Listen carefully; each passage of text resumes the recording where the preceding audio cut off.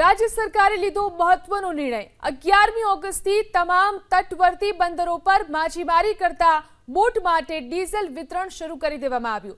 માછીમારીની season 16મી ઓગસ્ટથી શરૂ થઈ રહી છે, જેને લઈને આ મહત્વનો નિર્ણય લેવાયો।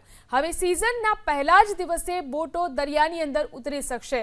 ડીઝલ માટે થતી લાંબી લાઈનો ઘટશે, ખલાસીઓનો કિંમતી સમય બચી જશે, ડીઝલ વિતરણની પ્રક્રિયા સરળ બનશે। ગુજરાતના 1600 કિલોમીટર લાંબા દરિયા કિનારે માછીમારો માછીમારીનો વ્યવસાય કરે છે।